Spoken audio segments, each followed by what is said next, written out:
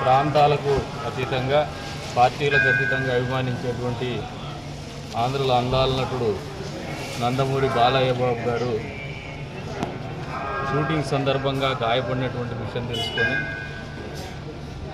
రాష్ట్రంలో అందు దేశవ్యాప్తంగా ప్రపంచవ్యాప్తంగా ఉన్నటువంటి ప్రతి తెలుగువాడు కూడా అంతరించి నొప్పిపడ్డారు.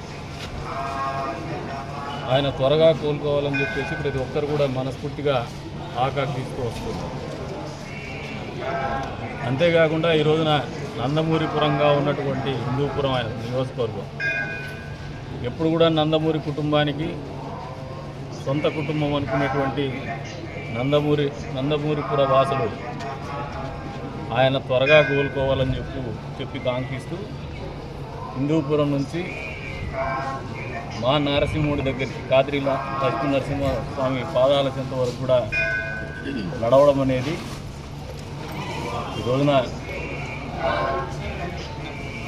ఒక మంచి కార్యక్రమం అని చెప్పేసి భావిస్తాను. ఎందుకంటే మా అదృష్టం బాలయ్య బాబు స్వతహాగా నరసింహస్వామి భక్తులు. గతంలో కూడా కదిరికి కూడా వచ్చిన్నారు, ఈ నరసింహస్వామి ఆలయానికి కూడా వచ్చిన్నారు.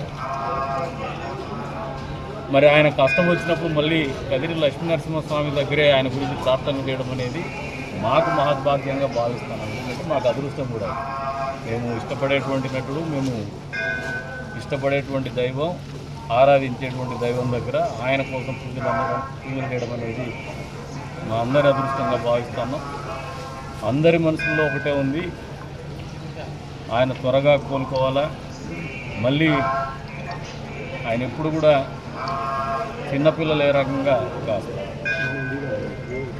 శుద్ధమైనటువంటి మనస్సు, సంతోషకరమైనటువంటి మనస్సు, అందరి మంచిని కాంక్షించేటువంటి మనస్సు, నవ్వుతూ నవ్విస్తూ చలాగ్గా ఆయన ఎప్పుడు కూడా ప్రజల మధ్య ఉన్నటువంటి పరిస్థితుల్లో తొందరగా రావాలా. మళ్ళీ హిందూపురానికే కాదు సత్యసాయి జిల్లాకు అనంతపురం జిల్లాలో మళ్ళీ ఆయన ఎమ్మెల్యేగా కూడా ప్రజల మధ్యలో ఉండాలని చెప్పేసి భగవంతుడు ఆయనకి మరింత ఆయురారోగ్యాలు ఇవ్వాలని చెప్పేసి తొందరగా ఆయన కుదుటపడాలని చెప్పేసి మనస్ఫూర్తిగా కాద్రి లక్ష్మీ నరసింహస్వామిని అందరి తరఫున ప్రార్థిస్తున్నాం. నందమూరి బాలయ్య అనేది అందరిలో కూడా ఒక ఉత్తేజమైనటువంటి పేరు, ఉత్తేజాన్ని నింపేటువంటి పేరు. రోజున వీళ్ళు నడిచినా ఇప్పటికీ వచ్చినా కూడా అలసిపోకుండా అదే ఎనర్జీ కూడా ఇప్పటికీ చూపిస్తూ ఉన్నారు.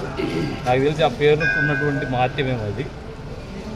మరొకసారి కదిరి నియోజకవర్గ ప్రజల తరఫున కూడా ఆయన తొందరగా కోలుకోవాలా, ఆయన మళ్ళీ అందరికీ మంచి చేయాలా, ప్రత్యేకించి హిందూపురానికి మరిన్ని సేవలు తొందరగా చేయాల, కార్యక్రమాల్లో పాల్గొనాలని చెప్పేసి మరొకసారి ఆ భగవంతుని ప్రార్థిస్తూ ఈ రోజున ఎవరైతే పాదయాత్ర చేస్తున్నారో ఆయన కోసం వారందరికీ మనస్ఫూర్తిగా అభినందనలు తెలుపుతున్నాను, ధన్యవాదాలు కూడా తెలుపుతాను.